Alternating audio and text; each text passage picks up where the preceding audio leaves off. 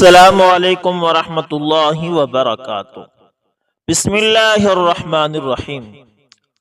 دوستو، حضرت شاہ عبدالعزیز محدث دہلوی رحمۃ اللہ تعالی کے پاس ایک پادری آیا اور سوال کیا، حضرت ایک سوال مجھے بہت دنوں سے پریشان کر رہا ہے،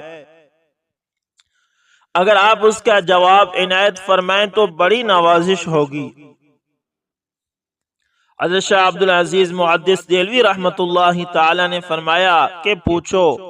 پادری نے نہایت ہی سنجیدگی سے کہا کہ ایک شخص استراحت یعنی سو رہا ہے، یوں جانیے کہ وہ اب سو چکا ہے، اس کے پاس ایک دوسرا شخص بیٹھا ہوا ہے، اس عرصے میں ایک بھولا بھٹکا مسافر وہاں آتا ہے، اسے راستے کی تلاش ہے، اب بتائیے کہ وہ راستے کی رہبری کس سے حاصل کرے گا، جو سو رہا ہے اس سے یا جو بیدار ہے اس سے؟ حضرت محدث دہلوی رحمت اللہ تعالی فوراً سمجھ گئے کہ پادری کیا چاہتا ہے۔ آپ رحمت اللہ تعالی نے اندازہ لگا لیا کہ سوئے ہوئے شخص سے پادری کی مراد رسول مقبول صلی اللہ علیہ وسلم ہیں، جو کہ مدینہ منورہ میں آرام فرما رہے ہیں، اور بیدار شخص سے مراد حضرت عیسیٰ علیہ السلام ہیں، جو مسلمانوں کے عقیدے کے مطابق چوتھے آسمان پر تشریف فرما ہیں۔ آپ رحمت اللہ تعالی نے ایک نظر پادری پر ڈالی اور پھر فرمایا، حیرت ہے اتنی سی بات آپ کی سمجھ میں نہ آ سکی، صاف ظاہر ہے کہ مسافر رہنمائی اس سوئے ہوئے شخص سے حاصل کرے گا، کیونکہ پاس بیٹھا ہوا شخص خود اس سوئے ہوئے شخص کے انتظار میں ہے کہ سویا ہوا شخص جاگے تو بیٹھا ہوا شخص بھی اس سے راستہ معلوم کر کے آگے چلے۔ اللہ اکبر! یعنی پادری یہ چاہتا تھا کہ جب آپ علیہ السلام دنیا سے وفات پا چکے ہیں تو اب عیسیٰ علیہ السلام زندہ ہیں، تو عیسیٰ علیہ السلام سے رہنمائی لینی چاہیے۔ تو حضرت نے فرمایا کہ نہیں، عیسیٰ علیہ السلام تو خود آپ علیہ السلام کے امتی بن کر آئیں گے، تو رہنمائی امتی سے لینی ہے یا نبی سے؟ دوستو، اسی طرح ایک شخص حضرت شاہ عبدالعزیز رحمت اللہ تعالی کے پاس کسی مصور کی کھینچی ہوئی تصویر لایا اور کہنے لگا، یہ تصویر جناب رسالت مآب صلی اللہ علیہ وسلم کی ہے، اسے کیا کرنا چاہیے؟ آپ رحمت اللہ تعالی نے فرمایا کہ حضرت پیغمبر علیہ السلام باقاعدہ غسل کیا کرتے تھے، تم اس تصویر کو بھی غسل دے کر دھو ڈالو۔ اللہ اکبر! اس طرح وہ تصویر ختم ہو گئی۔ ایک دفعہ ایک ہندو گاڑی بان حضرت شاہ عبدالعزیز رحمت اللہ تعالی کی خدمت میں حاضر ہوا اور کہنے لگا کہ مجھے ایک بات بتائیے کہ خدا ہندو ہے یا مسلمان؟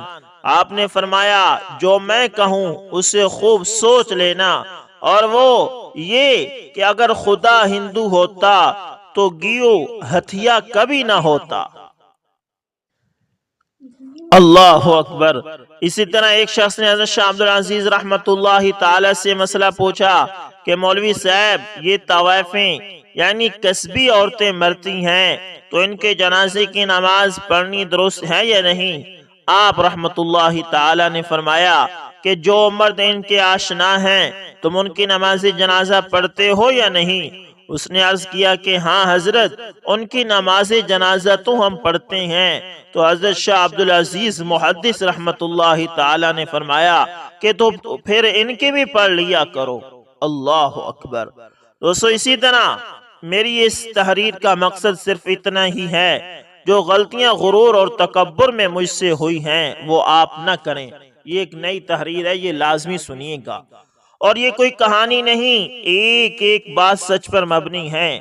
میں ایک جاب ہولڈر لڑکی ہوں، الحمدللہ گریڈ 18 کی ملازم ہوں، ایجوکیشن ڈپارٹمنٹ میں ہوں، اور بدقسمتی سے 2 بچیوں کی ماں اور خلا یافتہ ہوں۔ عورت ہمیشہ جذباتی ہوتی ہے، جذبات میں آ کر فیصلہ کر لیتی ہے، جو کہ نہیں کرنا چاہیے، اپنے جذبات میں قابو رکھنا چاہیے۔ 37 سال میری عمر ہے، 28 سال کی عمر میں میری شادی ہوئی تھی، میری شادی اپنی فیملی میں ہوئی تھی، میرے ہسبینڈ بھی ایک گورنمنٹ جاب ہولڈر تھے، हेल्थ डिपार्टमेंट में वो जॉब करते थे। ग्रेड 15 में मेरी पहली औलाद बेटा था। बेटे की पैदाइश तक हम ज्वाइंट फैमिली में रहे और अच्छा वक्त गुजरा। अब मैं वैसे झूठ क्यों बोलूं कि ज्वाइंट फैमिली में मुझे कोई मसला था या कभी हुआ। बहुत अच्छे थे वो, यानी मुझे कोई मसला नहीं था ज्वाइंट फैमिली में, मगर मुझे ज्वाइंट फैमिली में रहने का दिल नहीं करता था। मैंने अपने हस्बैंड से कहा कि हम अपना घर बनाते हैं और अलग हो जाते हैं। हम दोनों की सैलरी इतनी तो है कि हम 1 साल में अपना घर बना ही लेंगे, और गाड़ी बेचनी पड़े तो बेच कर पहले घर बनाते हैं, फिर गाड़ी ले लेंगे। वो इस बात पर तैयार हो गए। मेरे पास जो पैसे थे मैंने प्लॉट ले लिया, और ऐसे ही हमने 1 साल के अंदर दोनों ने मिलकर अपना घर बना लिया। मेरी सैलरी मेरे हस्बैंड से ज्यादा थी। घर बन गया, हम अलग हो गए। अलग होने के बाद घर में छोटे मोटे मसले तो होते हैं, हर घर में होते रहते हैं, मगर सच बोलूं तो मुझे अपनी नौकरी पर बड़ा गुरूर था, और मैं अपनी नौकरी को ही सब कुछ समझ बैठी थी, जो कि मेरी लाइफ की सबसे बड़ी बेवकूफ़ी थी, जो आज मुझे समझ आ रही है। फिर मेरी बेटी की पैदाइश हुई, और यहाँ एक बात याद रखना, औरत की असल दुश्मन एक औरत ही होती है। मर्द इतना नुकसान नहीं पहुंचाता जितनी एक औरत औरत को पहुंचाती है। घर जो हमने बनाना था उसमें ज्यादा पैसे मेरे लगे थे, और वही गुरूर और तकब्बुर। घर में कोई भी बात होती तो मैं बात बात पर यही ताना देती कि घर में मेरे पैसे ज्यादा हैं, तुम्हारा क्या है। बस फिर देखते ही देखते वही मेरी कजन, जिसका आना जाना ज्यादा था, उसने मुझे वर्गलाना शुरू कर दिया कि तुम इससे ज्यादा सैलरी लेती हो, वो कम लेता है। ऐसे ही कहानियां उसने शुरू कर दी। मेरे दिल में उनके लिए नफरत पैदा कर रही थी। इस कदर उसने जहर घोला कि मैं अपने बच्चों तक को भूल गई, कि ये भी भूल गई कि मेरे तो 2 बच्चे भी हैं। लड़ाई झगड़े बढ़ते गए। हमने गाड़ी ली थी, उसमें भी मेरे पैसे ज्यादा थे। बदकिस्मती मेरी कि मैंने अपने खाविंद को एक दिन कह दिया कि या तो आप मुझे गाड़ी के पैसे वापस करें, या फिर आज के बाद आप गाड़ी इस्तेमाल नहीं करेंगे। ये बात मेरे लिए तो मामूली थी, मगर उनके लिए तो नहीं होगी, क्योंकि मेरे अंदर जहर ही इतना घोल दिया गया था। उन्होंने गाड़ी बेच दी और मेरे पैसे मुझे दे दिए। मेरे जो खाविन थे उनके बड़े भाई कनाडा में होते हैं। वो घर आए, 3 माह रहे और वापसी जाते उन्होंने गाड़ी अपनी भाई को दे दी। वो काफी महंगी गाड़ी थी। मुझसे ना बर्दाश्त हुई तो मैंने एक दिन मुतालबा कर दिया कि घर में मेरे जो पैसे लगे हैं मुझे वापस करो। और यहाँ पर एक अटल हकीकत वो ये है कि ये सब कुछ मैं इसलिए वापस ले रही थी कि मैं अपनी उस कजन की बातों में आकर खुला का फैसला कर चुकी थी। अल्लाह उसको भी हिदायत दे, मगर जो ऐसे किसी का घर बर्बाद करता है खुदा उसे भी कभी खुश रहने नहीं देता। खुश वो भी आज नहीं। उन्होंने वो गाड़ी बेची और मुझे मेरे पैसे वापस कर दिए। बाकी जो पैसे बचे थे उन्होंने नौकरी छोड़ दी और उन पैसों से अपना बिजनेस शुरू कर दिया।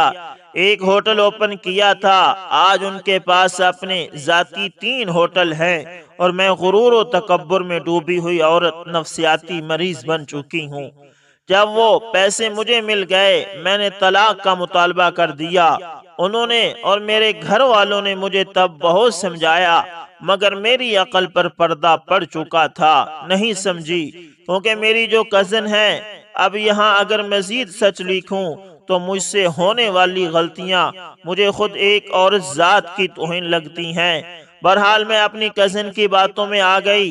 उसका जो देवर था उसकी पहली बीवी फौत हो चुकी थी, उसकी एक बेटी भी थी और वो आर्मी में मेजर था। मैं भी ज्यादा की लालच में और बड़े ओहदों की लालच में उसकी बातों में आ गई और तलाक ले ली اور میری زندگی کی دوسری سب سے بڑی غلطی طلاق۔ مجھے انہوں نے ایک شرط رکھ کر دی تھی کہ میں بچے تمہیں نہیں دوں گا۔ میں نے اس شرط کو قبول کر لیا اور طلاق لے لی۔ عدت پوری ہونے کے بعد میری کزن نے اپنے دیور کے ساتھ شادی کروا دی۔ 4 ماہ وہاں رہی، نوکری بھی کرتی، پیسے وہ سارے لے لیتے۔ گھر ان کا بہت بڑا تھا مگر کوئی سکون نہیں، ہر وقت ٹارچر ہی کرتے۔ اپنے بچوں کو چھوڑ کر اس کی بچی کو سنبھالتی، صبح سکول جاتی تو بچی کو ساتھ لے کر جاتی۔ ان کے گھر میں بڑی بڑی گاڑیاں، ڈرائیور، سب کچھ، مگر میں رکشے پر آتی جاتی۔ اور وہ میری کزن جس کی میں نے ہر بات مانی، وہاں میرے ساتھ اس کا رویہ ایسے ہو گیا تھا جیسے میں کوئی اس کی دشمن ہوں۔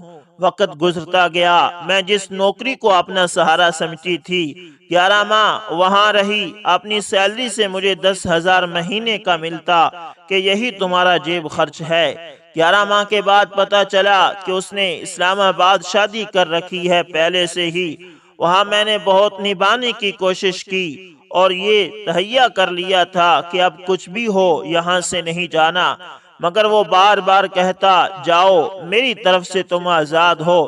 بار بار ٹارچر کرتا کہ کسی طرح میں طلاق کا مطالبہ کروں۔ ماں باپ تو ماں باپ ہوتے ہیں۔ ایک دن ابو نے مجھے کہا کہ کوئی بات نہیں، تم واپس آ جاؤ، وہاں ایسے ہی اذیت بھری زندگی نہ گزارو۔ وہاں سے بھی طلاق ہو گئی، واپس آ گئی، امی ابو کے پاس آ گئی۔ ابھی 2 ماہ پہلے میرے ابو کی وفات ہو گئی، وہی میرا سہارا تھے۔ بھائی 4 میں سب شادی شدہ، بھائی 4 ہیں، سب شادی شدہ ہیں، ان کی اپنی زندگی ہے، اپنے بچے ہیں۔ اب میری حالت یہ ہے کہ سیلری تو میں لیتی ہوں، وہ جاب جس پر مجھے بڑا غرور تھا وہ مجھے کوئی سہارا نظر نہیں آتی۔ پیسے تو آتے ہیں، لگاؤں کہاں؟ آج میں نے یہ تحریر لکھی، بہت دکھی تھی۔ آج امی کے اصرار پر مجھے میرے بچوں سے ملوایا گیا۔ میں نے ان کو گاڑیاں اور کچھ کھلونے لے کر دیے۔ ان کے باپ نے ابھی کچھ دیر پہلے اپنے چھوٹے کے ہاتھ واپس لوٹا دیے ہیں، اور میرے بچے اپنی دوسری ماں کے ساتھ خوش ہیں۔ اب میری ایک ہی زندگی کی خواہش ہے جو میں کوشش بھی کر رہی ہوں، اگر وہ مجھے بچے ہی دے دے تو میں جو دن بدن نفسیاتی مریض بنتی جا رہی ہوں شاید میں ٹھیک ہو جاؤں، مگر لگتا نہیں کہ مجھے وہ دیں گے۔ آپ لوگوں سے گزارش ہے دعا کریں کہ دے دیں۔ جو غلطیاں میں نے کی اس قابل تو نہیں، مگر اللہ کے لیے کوئی کام مشکل نہیں۔ میری آپ تمام بہنوں اور بھائیوں سے گزارش ہے جو جاب ہولڈر ہیں، چاہے وہ پرائیویٹ سیکٹر میں ہیں یا گورنمنٹ، سیلری خاوند سے زیادہ ہے یا کم، کبھی جاب کو اپنا غرور و تکبر مت بنانا۔ پیسہ تو ہے، جاب ہے، مگر پیسہ انسان کا سہارا نہیں بنتا۔ آپ پیسوں سے اور نوکریوں سے خوشیاں نہیں خرید سکتے۔ میری چھوٹی بہن ڈاکٹر ہے، گورنمنٹ جاب ہولڈر ہے، اس کے ہسبینڈ ایک پرائیویٹ سیکٹر میں جاب کرتے ہیں۔ میں جب ان دونوں کو سب کچھ مل جل کر بناتے دیکھتی ہوں تو مجھے اپنی زندگی سے اور نفرت ہونا شروع ہو جاتی ہے۔ میں نے کیوں کیا اپنے ساتھ ایسا؟ کیوں ہوا میرے ساتھ ایسا؟ عموماً پوسٹ دیکھنے کو ملتی ہے، مرد یہ ہے وہ ہے، کوئی شک نہیں دیتے۔ مرد بھی ایسے ہیں مگر عورتیں بھی بہت زیادہ ایسی ہوتی ہیں جو غرور و تکبر میں اپنا سب کچھ برباد کر دیتی ہیں، پھر پچھتاوا ہی رہ جاتا ہے۔ اور میری بہنوں، کبھی بھی کسی عورت کی بات میں آ کر اپنا گھر برباد مت کرنا۔ عورت ہی عورت کی دشمن ہے، یہ کبھی مت بھولنا۔ مجھے اتنی ٹھوکریں کھا کر سمجھ آئی کہ بے شک آپ کے پاس جاب ہو، بہت بڑی نوکری ہو، بہت بڑی انکم ہو، مگر ایک مرد کے بغیر عورت نامکمل ہے، اور ایک عورت مرد کے بغیر نامکمل ہے۔ یہی فیملی ہوتی ہے، میاں بیوی بچے، اس کے علاوہ کوئی چیز آپ کو کبھی خوشی نہیں دے سکتی۔ اور یہ معاشرہ ایسا ہے، یہاں ایک طلاق یافتہ عورت کتنی ہی پاک صاف کیوں نہ ہو، اس کو ہر کوئی غلط نظر سے ہی دیکھتا ہے۔ اپنے ہوں یا غیر، ہر کوئی غلط ہی سمجھتا ہے۔ اللہ ہر کسی کی بہن بیٹی کے نصیب اچھے کرے، غرور و تکبر سے اللہ ہر ایک کو بچائے۔ میرے لیے دعا کرنا، اللہ کوئی بہتری والا معاملہ کرے، ورنہ جس قدر میں نفسیاتی مریض بنتی جا رہی ہوں، میرے پاس یہ نوکری بھی نہیں رہ گئی۔ اللہ اکبر، اللہ اکبر۔ بادشاہ اور 7 بیٹیاں۔ دوستو اسی طرح ایک بادشاہ کی 7 بیٹیاں تھی۔ ایک دن بادشاہ بہت خوش ہوتا ہے اور اپنی 7 بیٹیوں کو بلا کر پوچھتا ہے کہ میں تم سب سے ایک سوال پوچھوں گا، اور اگر جواب اچھا لگا تو تمہارا من چاہا انعام بھی دوں گا۔ سب ایک قطار میں کھڑی ہو جاؤ اور ایک ایک کر کے بتاؤ کہ تم کس کا دیا کھاتی ہو، کس کا دیا پہنتی ہو۔ 7 میں سے 6 بیٹیوں نے کہا، ابا حضور آپ کا دیا کھاتے ہیں اور آپ کا دیا پہنتے ہیں، آپ ہی کی وجہ سے ہماری یہ شان و شوکت ہے۔ یہ سن کر بادشاہ بہت خوش ہوا اور سب کو اس کی من پسند چیز دے دی۔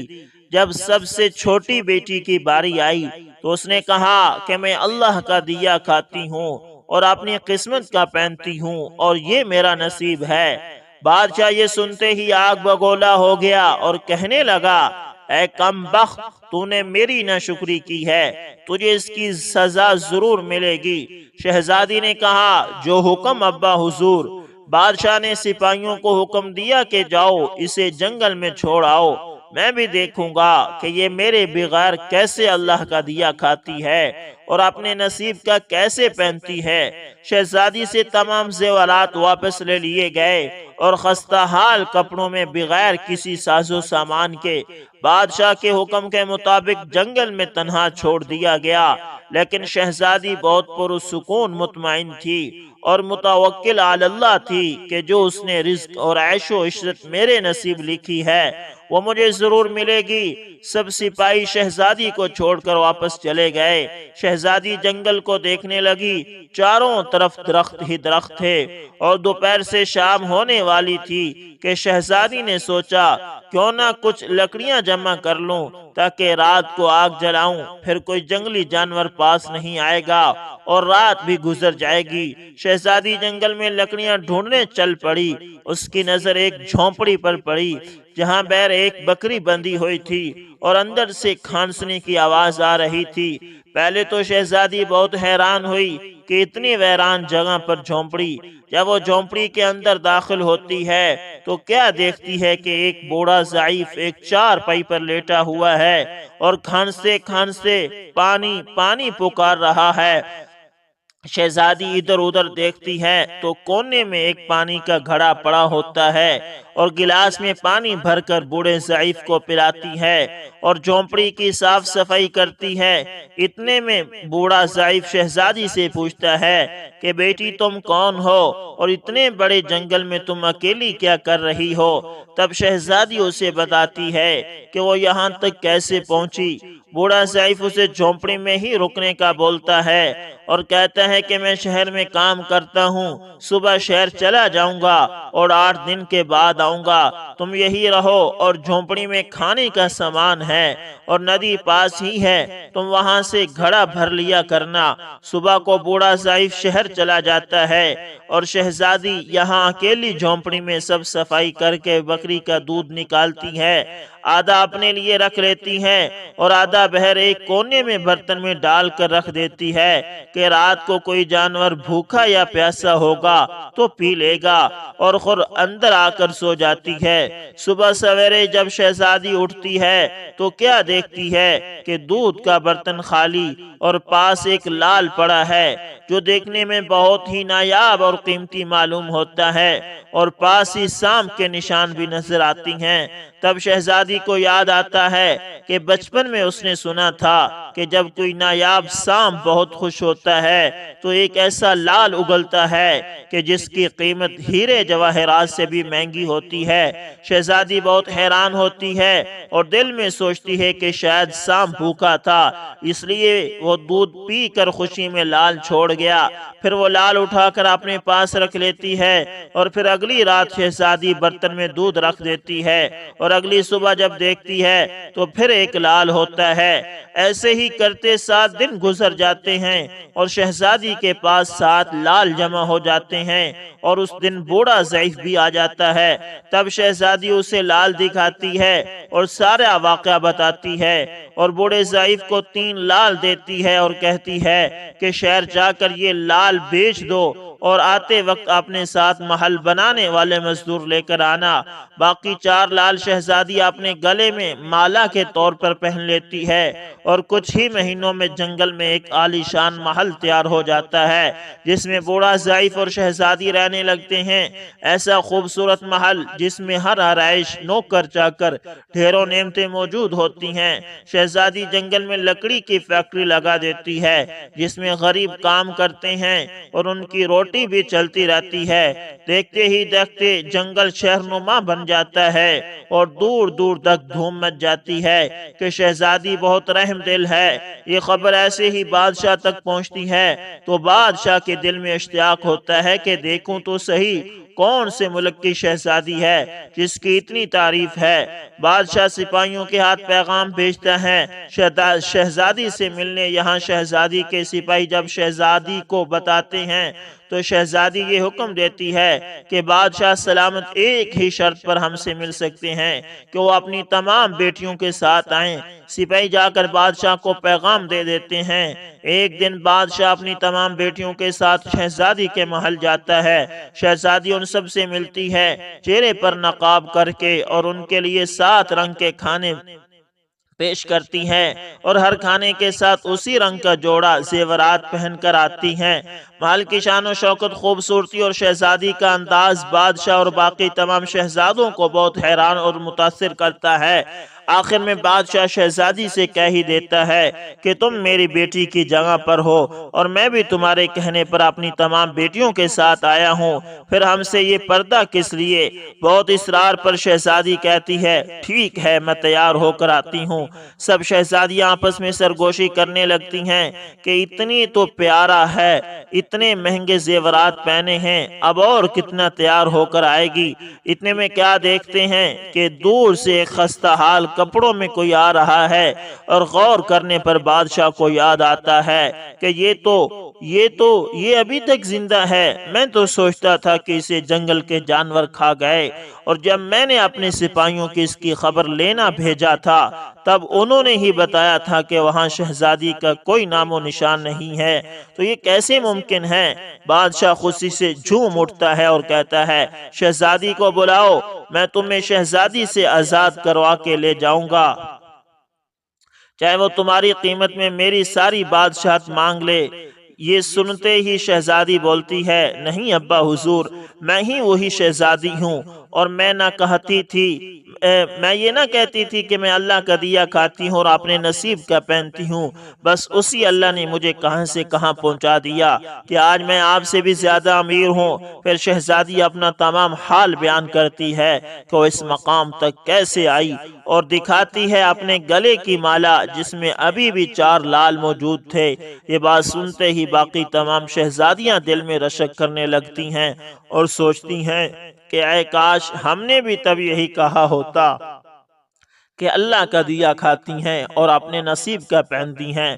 بے شک اللہ تعالیٰ سب سے اچھا رزق دینے والا ہے، کیونکہ وہ بے حساب رزق دیتا ہے، اور جو رزق وہ دیتا ہے اس پر اللہ تعالیٰ کے علاوہ اور کوئی قادر نہیں۔ تو دوستو چاہیے آپ اس کو ایک کہانی تصور کریں، لیکن یہ سبق بہت کچھ دیتی ہے کہ جو کچھ دیتا ہے اللہ دیتا ہے۔ تو امید کرتا ہوں ویڈیو اچھی لگی ہوگی، پسند ہے تو لائک شیئر کمنٹ لازمی کریں، اور اگر آپ ہمارے چینل AS انفارمیشن TV پر نئے تو اس کو بھی لازمی سبسکرائب کریں۔ تو دوستو ملتے ہیں کسی نیکسٹ اچھی سی ویڈیو کے اندر، تب تک کے لیے اللہ حافظ، جزاکم اللہ خیر۔